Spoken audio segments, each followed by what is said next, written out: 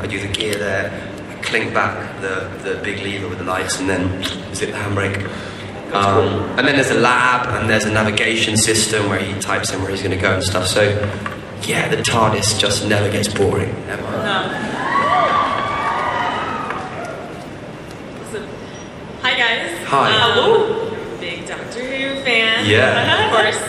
And my question is for Matt and Karen. My question for you guys is, what is your favorite alien race? Cass? Favorite alien race? I really like the Sisters of Plenitude. Is that, you know, the cats. The nurse cats. I think they're actually quite nice. Yeah. I'm into the Sisters of Plenitude, absolutely. Yeah. I like the Angels are my favourite, the Weeping Angels. Yeah, I'd say that. Yeah. In the same vein, can I ask, just to go down the line, if you take Matt out of the equation, who your favorite doctors have been? Wow, that's a pretty tough question. Well, I think beside Matt, Tom Baker for me, because he was my first doctor. I really struggled to take Matt out of the line, but I would second I'm just trying to be fair, right? Tom Baker, yeah.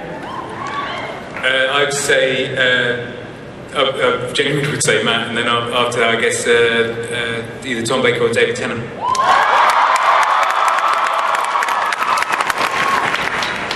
And I like Chris Eccleston.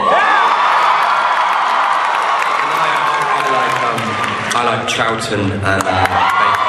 I mean, it's so hard, isn't it? Because, you know, what's so wonderful about this show is that everyone has their doctor. And so hopefully in like 20 years' time, there'll be 5-year-olds going, and they'll be 25, going, yeah, Matt Smith was my doctor, and Amy Pond That's nice. was a companion and stuff. And oh, thank you so much.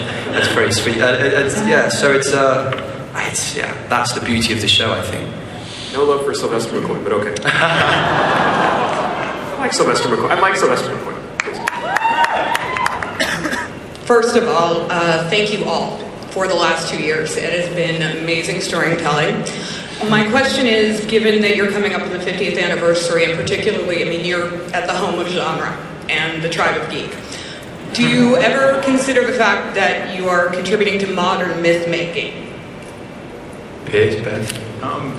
No, we don't, because if we did, we'd be a bunch of arses, really, wouldn't we? But we do take Doctor Who incredibly seriously, and it is all of our lives, and we just want to make it brilliant because of the love, our own love of it, but also the love of all of you lot, because, I mean, who wouldn't want to when it's appreciated this much? So thank you very much for getting us to work every day. I would say that writing good television is incredibly exhausting and hard and time-consuming and disappointing, but it's something that we love, and I think that's big for we genuinely love this show, and so it's and our passion and love and enthusiasm for the show. It's very difficult because sometimes you feel as if you're slightly in a vacuum. And so coming to events like this and realising that the audience feel just as enthusiastic and passionate about it as we do is wonderful. And it's wonderful to kind of get all of that energy that we put out, to suddenly get that back is fantastic. Yeah. So that's why we come to events like this, because it's just lovely to get, to feel that enthusiasm, and it just reminds us as why we're doing it. Thank you. Hey! Wow. Guys. Hello, this question is for anyone that can answer it out there. I was wondering if the Doctor can or will regenerate into a woman.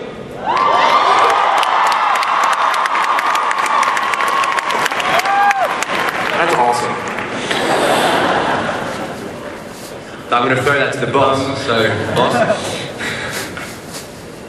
We don't know who the boss is. Make a decision. It's you. Suddenly everyone runs from responsibility. I think that's possible, but I think it's always led by the actor or actress that is right at the time. And I think every time the Doctor regenerates, of course, having a woman will always cross whoever's making the show their minds, but it's got to be based on the right actor. I also think that, you know, a lot of what River does, I mean, could there ever be a female time traveller to match her in terms of kind of kick-ass, you know, alien fighting brilliance? And a little bit of me thinks that maybe she's stolen the thunder of a female Doctor. Perhaps, yeah. It's good thunder. Good thunder. Hi. Hi. First of all, I love all of you. You're amazing. My question is for Matt. I've seen you at a couple of panels this weekend, and I was wondering, after watching you being interviewed, I was wondering how much of yourself you put in the character of the Doctor, and how much of the Doctor maybe kind of rubs off on you. Good question. Well, God, I think we should answer that, actually. I think we're much better placed to answer that one. I mean, Matt is the Doctor. What you see on screen is pretty bloody close to how he is on real life, apart from he's maybe a bit less competent in real life, a bit even clumsier.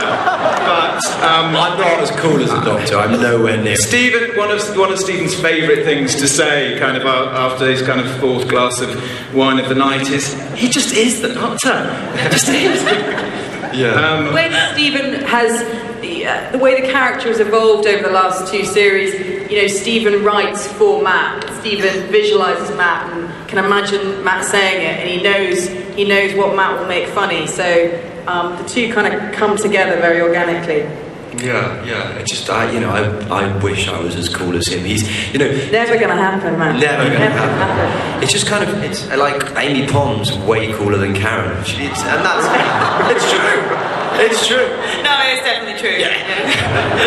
And it's what's wonderful is kind of getting to spend time, you know, because as an actor, that's what you do. You spend time with a character in quite a sort of interesting way, and to do it with a man like him, he's such a benchmark for everything, for how to live your life. He's such a maverick, and he always makes choices independently for himself. And I think, you know, Matt's a modest guy, but he's the first Doctor to be nominated for a BAFTA for the role, which I think just goes as a kind of testimony to what a brilliant job he did of coming in and redefining the role, which had been so brilliantly defined by his predecessor. And you know, it was such a huge burden for him and for all of us, you know, when he came into the role in the 11th hour. But I'll never forget the night after that episode, the morning after that episode had transmitted and reading in the papers how well received he'd been, and just feeling so proud of him. He is a brilliant, brilliant guy, and we're all so lucky to work with him.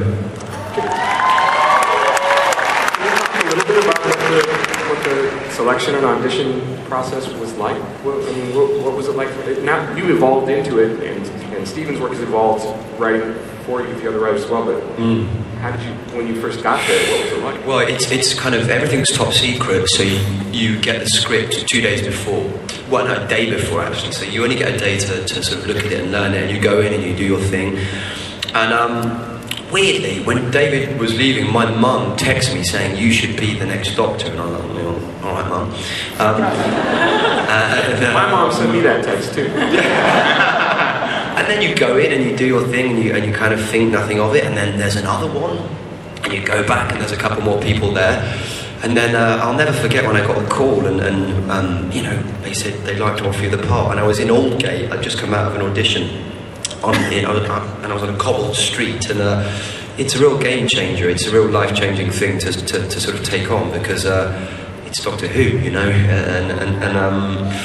yeah, it was remarkable. It was the easiest casting decision that any of us had ever been involved in, because it was just so bloody obvious from the moment that he walked into the room. It wasn't, you know, quite often when you're casting a big, important part, it can become very heated, and everyone can have their own agendas and their own kind of opinions, and you know, some people are like one actor, some people are like another, but it was just really simple. It was, so I remember Saturday afternoon, I think the day after we'd met Matt for the second time, and Stephen just sent me an email that just said, "It's him, let's face it, it's always been him."